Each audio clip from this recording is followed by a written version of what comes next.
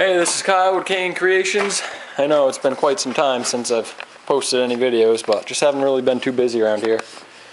Yep, it's later in the year, obviously. You can see the change in the scenery. The wood stove cranking.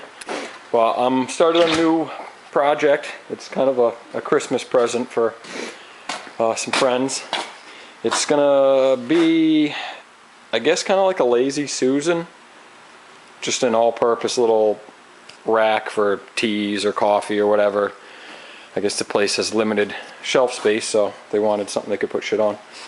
And I'm working on the base right now, and I think it's came out pretty cool so far.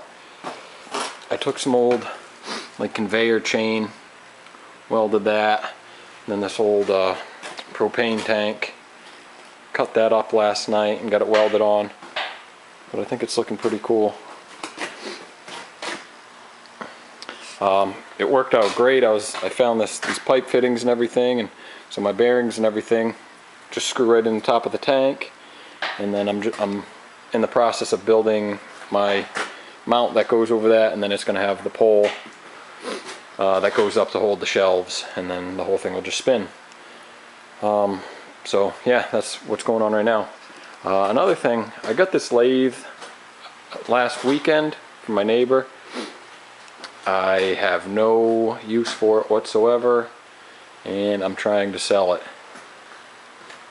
I don't really know what these things go for, or pretty much anything about them, but it seems pretty well intact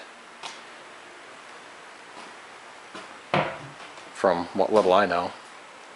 And it comes with like a bucket of tooling and extra parts and shit. It's even got an electric motor. I don't know if the motor works, but I heard it did at one point, so who knows on that.